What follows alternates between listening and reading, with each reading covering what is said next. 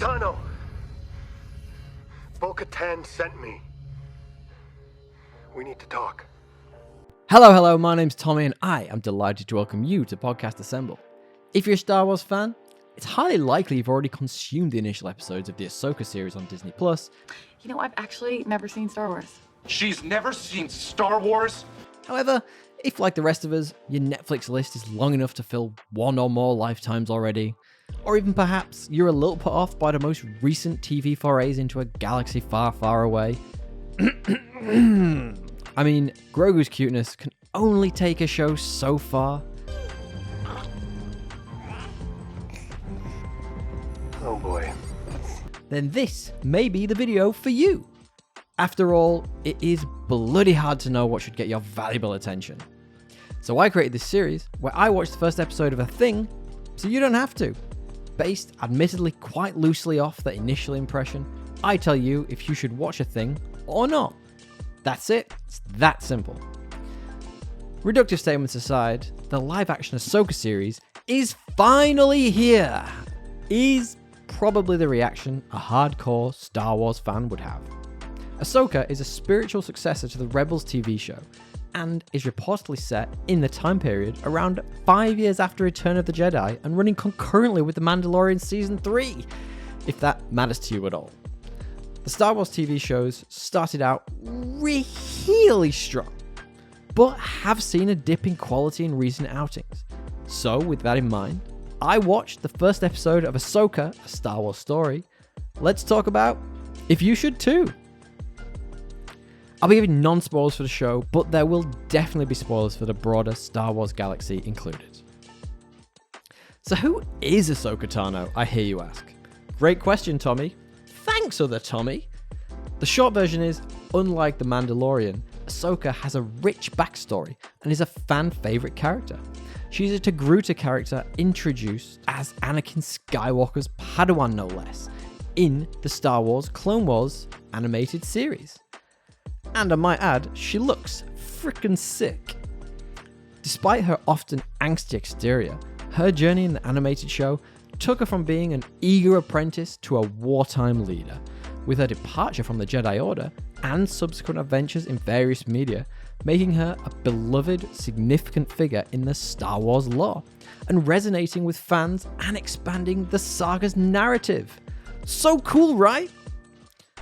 But I literally don't have time to watch 7 seasons of the Clone Wars and a further 4 of Rebels, totaling over 200 episodes. Not good enough! And herein lies the first challenge a new viewer might have with the show: the emotional baggage. Now, I'd suggest that I'm personally more of a mainline Star Wars fan with a passing knowledge of the expanded media, whereas my podcast co-host DL is deep in the back catalogue of assorted Ahsoka materials. Say that 5 times fast. I think this will give us a unique POV when we eventually do an episode on the show. What do you think? I'll link the podcast below. Come check out our other Star Wars episodes. Though, to be honest, it is quite intimidating feeling like I have to know all the backstory to enjoy the series. Even so, diving headfirst into Ahsoka with minimal exposure to her prior adventures in the animated series results in a quick-fire introduction to a bunch of new characters along with their various motivations. You know, how a normal TV show works. Though there are regular pangs of frustration at not fully understanding the history of why Ahsoka might, for example, be acting a certain way to a certain character. If you've watched any of the other Star Wars shows, you'll have no issue following along. The premise pulls from the basic Star Wars tropes: a quest linked to a mysterious MacGuffin, in this case a map, potential encounters with extraordinary individuals, and a sprinkling of the Sith causing chaos. And unlike its counterparts, such as The Mandalorian, for the most part the show does appear to be setting up a more linear story, moving from point A to point B, and carving out its own place in the Star Wars TV pantheon. But don't be surprised if somewhere throughout the show's 8-episode run, our titular hero happens to run into a few adjacent storylines.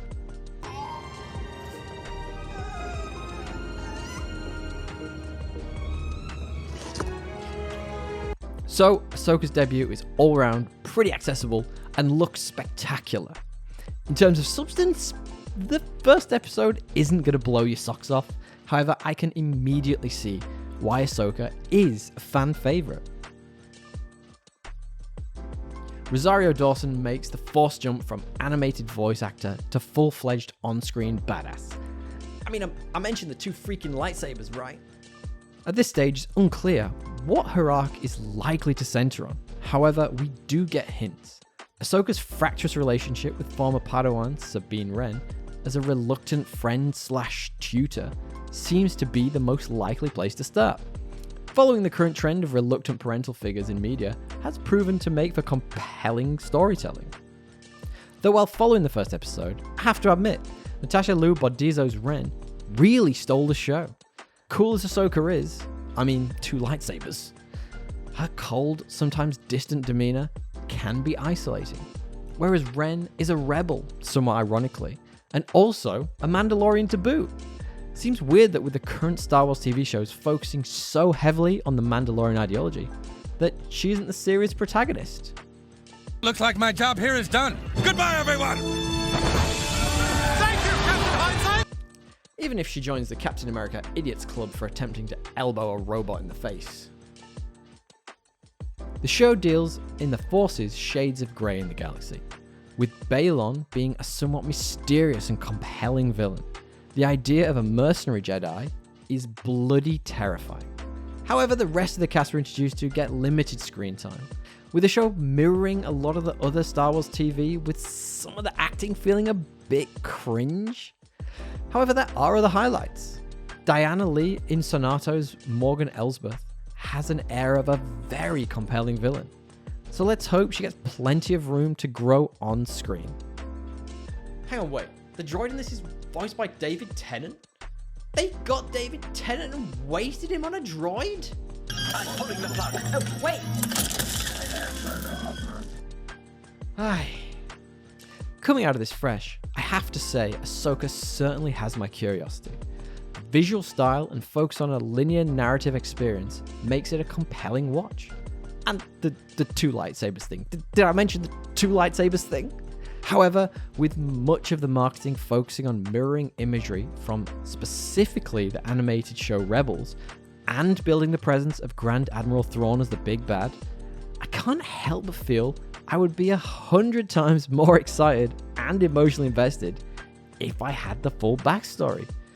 Sure, I could rewatch the 10 episodes recommended by Disney, or even a 20-minute YouTube video catch-up, or failing that, ask ChatGPT to give me a balanced overview of Ahsoka's character. But who has the time, really? Ahsoka's first episode is compelling and accessible. It's one of the better looking Star Wars shows, with bombastic, prequel-esque cityscapes and intense action set pieces. The core characters have a lot of potential, along with clear challenges which need to be resolved. Everything here is set up to drag you in and keep your interest.